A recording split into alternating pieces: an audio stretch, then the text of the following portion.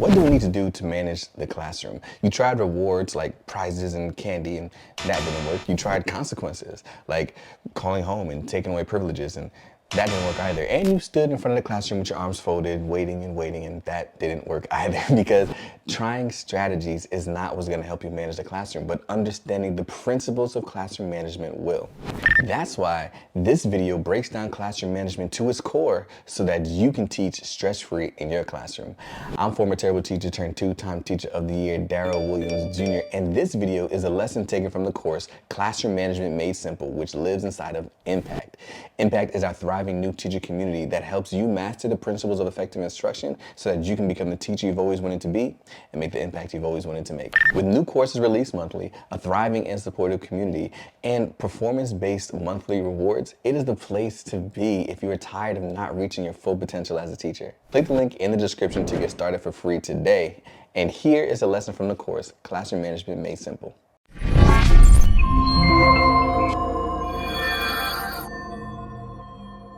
Communication is key. And that's not just in the classroom, that's in marriage and relationships and in life. Communication is so important because in order for us to let people know the thoughts that are in our head, we have to utilize effective communication. And it's especially in the classroom. If we want students to do a particular thing, we have to effectively communicate to make sure they understand what it is that we're asking them to do. I'm thinking about a story that my assistant principal told me. And she said way back in the day when she was a teacher, she was sitting at the desk and students were writing an essay, paper, pencil. I know we don't do that so much anymore, but they were sitting writing an essay, and the students were sitting silently, and then one of the students was finished and he came up to her and gave her his paper to work on it or to assess it. And she looked over it and then she wrote the word vague up at the top and handed it back to him and told him to go sit down and fix it. And I guess as she was reading it, she realized that it could use more details or whatever it was. But apparently, his essay, it was just vague. So she said he went and he sat down, he was working. And then he came back and handed her the paper again.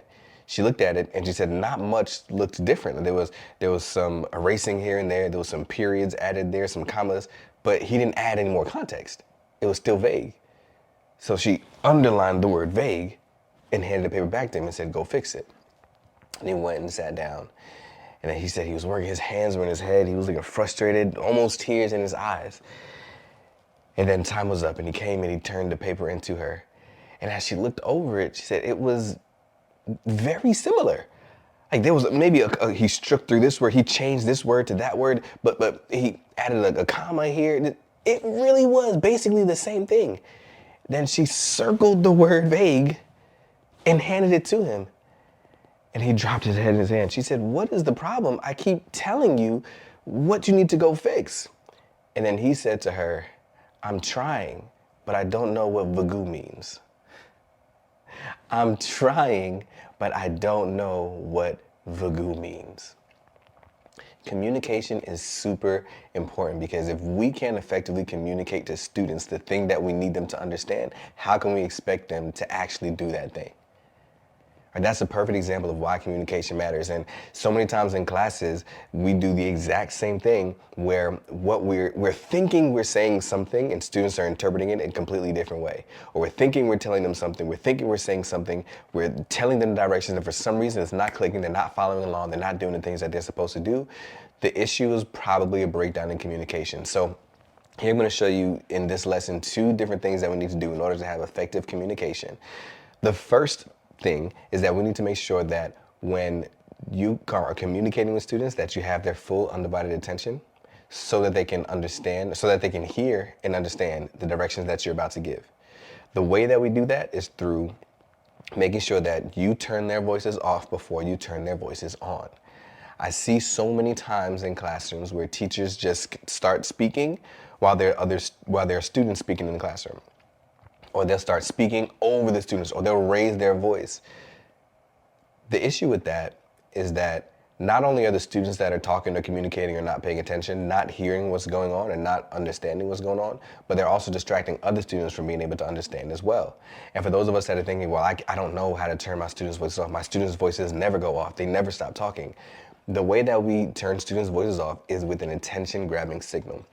So the first thing I'm going to teach you is an attention grabbing signal. The reason why is because, like I always tell you, I will teach principles and share strategies. Later on in the strategy section, I'll share with you some of my favorite ways, some of my personal favorite ways to grab attention. But here are some ways that you can use an attention grabbing signal. Again, the principle is students' voices need to be off before you turn yours on so that the full attention is on you, so that they are hearing and understanding the directions that you are giving so that they can effectively implement them. So there are three different ways that we can implement attention grabbing signals. The first one is a visual representation. A visual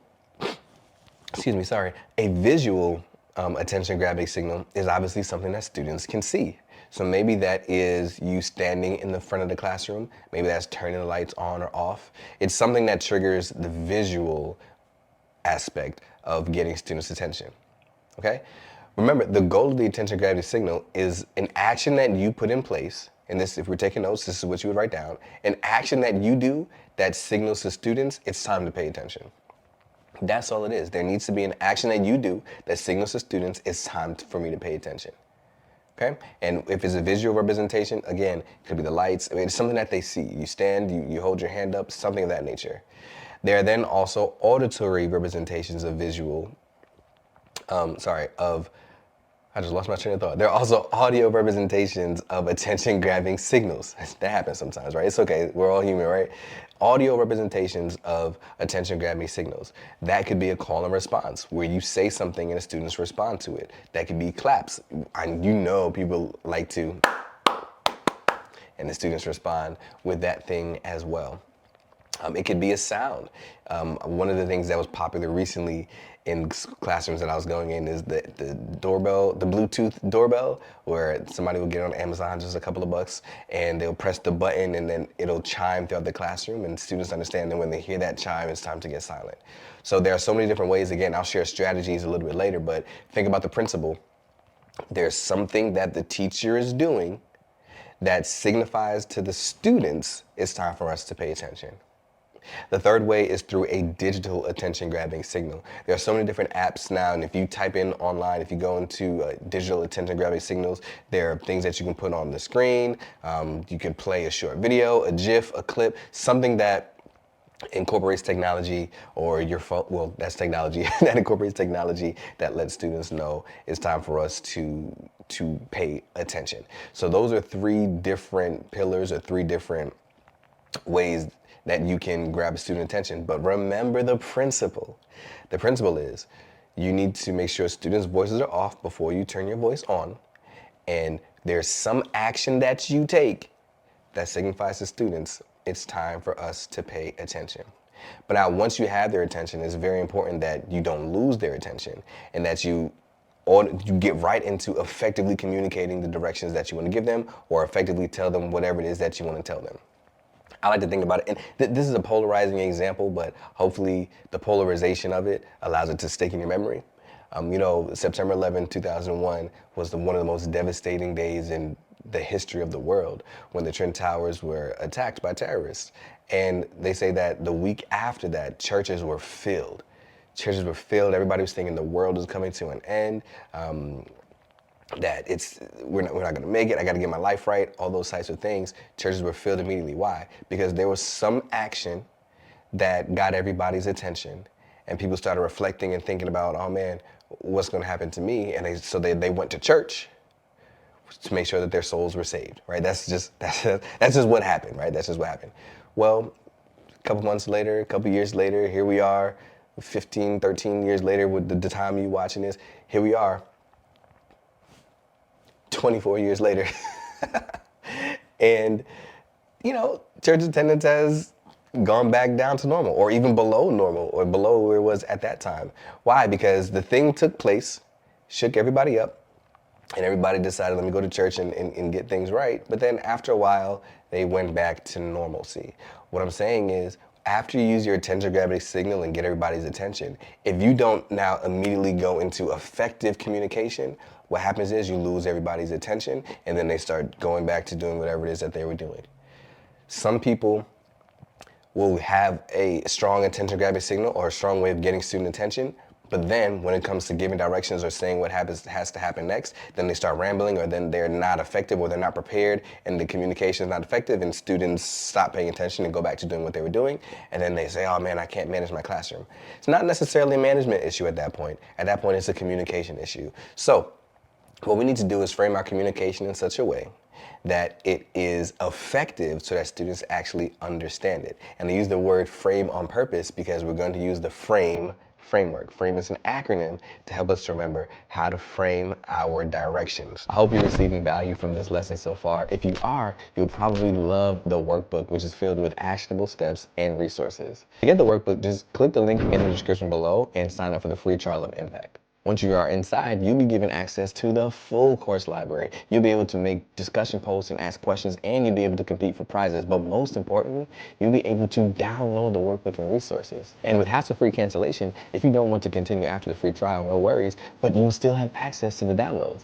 I just want to help you become the teacher you've always wanted to be and make the impact you've always wanted to make. So click the link in the description below to sign up for Impact, and let's get back to the lesson. Now, I'm gonna give you a non-example. I love non-examples. I'll give you a non-example of what not to do, but what I see so often, and show you how to correctly give directions. What I see so often is a teacher will use her attention grabbing signal, and now she has the attention of the students, right? That they're paying attention, and then she'll do something like this. She'll say, all right, now, we're going to go ahead and get to work in our workbooks. We're going to use the red workbook. Everybody's going to turn to page 267. When you go to page 267, I need you to do all the questions on the front, and then go to page 268 and do the questions on the back. On the back, we're only going to do the evens. We all know that the odds are in the back of the book. The answers are in the back of the book. So I don't want you going back there. Remember, we talked about that last time. Not that I don't trust you. It's just I need to make sure that everybody's doing their due diligence and doing the best work that they actually can. So on 268, we're just doing the evens. If you're finished with that, then take out the blue book, because some of you are going to take the whole class, some of you are probably not. If you don't, then take the blue book. We're going to page 317. Some of us started working on it. Jamie, I know that you started working on it last week. You may not have gotten it done for homework. Some of you might have done it for homework, but if you haven't, 317 is there for you. If you've already done that, then go on to 318 and finish up that passage that we were working on, all right? So go ahead and do that and make that happen. Let's go. Like what? So listen, if you were confused, imagine students in the classroom. And that happens so often. I promise there's so many classrooms I'll go in and the directions sound just like what I just said. Right? And it's a lot. And some of you are thinking to yourself, yeah, I kind of do that. So we got their attention, and then we started rambling, and it was hard for students to follow along. We're saying things, but I don't know if they actually got it. And then when we say we release them to go do their work, students are not doing what they're supposed to do, and we say, but I told them, in our brain, but I told them, I said it, oh, these students, they just won't get it. But in actuality, there's a breakdown in communication. So here's the framework, 5-step framework to help you remember. There's also a download included in the link description below so that you can download this framework, maybe utilize it so that you can utilize it more effectively in your classroom. The F in frame stands for focused language, meaning we're going to keep instructions clear and straightforward to prevent confusion. Make sure that we're using language that students can understand. And this is true whether you're teaching kindergarten, whether you're teaching high school. Make sure you're using language that the students understand. There's a time and a place for everything. You know, if we want to do a vocabulary quiz to make sure students can understand vocabulary, make sure you do that at that time. But when you're giving directions, make sure that it's words that students can understand so that they can effectively act on. With the focused language, we also want to say to focus on the way. Here's a great rule of thumb for so many things. When I'm recording these videos, when I record content online, when I'm talking to people, make it as long as it needs to, but as short as possible. What does that mean? As long as it needs to in order to get all the information out, but as short as possible as to not lose attention. We already understand in 2024, attention spans are shorter than they've ever been, right? So it doesn't make sense for you to ramble on and on and on and on as you're losing attention. What does make sense is to make it as long as it needs to give them just the information they need, but also as short as possible. Not fluffy, frivolous information that students don't necessarily need, right? Just give them exactly what they need. I'll give you an example of how to do it at the end. I just want to go through the 5 steps right here, right now. So the focused language. The next step is the routine steps. The R stands for routine steps. So you want to break instructions into clear, sometimes even numbered steps. First, you're going to boom. Then you will boom. Lastly, you will boom. Breaking it down into steps is super helpful rather than you just rambling everything that's in your mind, but giving them a routine and focused steps is super helpful. So the F is focused language. The R is routine steps. The A is to assess understanding. So many people forget this portion. Even, especially those that ramble. You ramble and then you say go and students are like, what? But even the rambling will be strengthened if you pause to assess their understanding to see if they got it. Something like, what page did I say we're all gonna turn to? 267, right? Let the students respond, or calling on one of the students to respond, something of that nature. But assessing to see if they actually got it, because you can say, everybody take out your blue book, what book are we working on? If nobody responds, they didn't get it. So then you wouldn't be surprised if you tell them to go work and everybody's like, what book are we in again? What page are we on again? You know the questions that you get when you give directions that students don't understand. The questions that you get, some of those can be mitigated if we do a check for understanding beforehand. So assess their understanding. Ask targeted questions to check for their comprehension and address misunderstandings before you release them to go do the thing that you wanted them to do. So the F is focused language, the R is routine steps, the A is assess understanding, the M is multi-sensory aids. So they are more than just using your words. Perhaps you can have the directions written on the screen, on one of the slides. Maybe it's on an anchor chart. If it's, a routine or procedure that happens often. It's an additional way for students to see and understand rather than them just hearing you. Maybe it's a video. Maybe it's sometimes a video of this is what it's going to look like for you to do this. Maybe we're in a science class and there is a demonstration that they're going to be doing, or some sort of project, or some sort of at their desk, and you show a YouTube video of what it's supposed to look like, and then you let them go ahead and do it, right? So they get the visual representation of what it's like. Yesterday I was putting up something, I don't even know what it's called, but in the bathroom where you put your soap and stuff on inside the shower. I don't know what it's called. My wife just bought it and asked me to set it up, right? But I took out all the pieces. There was rods and fasteners and things of that nature. And I definitely had to just take the box and look at the picture. I didn't read the directions. I possibly could have, but for me, I'm just a visual person. So I just looked at the box and said, okay, so this is what it's supposed to end up looking like. A caddy, there we go, a shower caddy. Thank you, it just came in my brain. So I looked at the box and said, okay, this is what it's supposed to look like. I looked at all the pieces, said, boom, okay, I got it. And I just figured it out. Students are like that too. Not all, some students are like that too. So I'm hearing your directions, cool, but just show me a picture of what the end product is supposed to look like. Like, oh, that's where you need it to be. Blue book page 267, got it, locked in, right? So that aids in your communication as well. Focus language, routine steps, assess understanding, multisensory aids, and lastly, encouraging feedback. Encouraging feedback means that you're going to move around the classroom, make sure that you engage with students, and give them encouraging feedback for those that are doing the thing that you expected them to do, right? And then those that are not, give them feedback and let them know that they're off task as well, or they are not doing what they're supposed to do. Give immediate and encouraging feedback, positive reinforcement to let them know, boom, good, you're on 267, that's exactly where you're supposed to be. Awesome. Oh, remember we said we're only going to do the evens, you're working on the odds.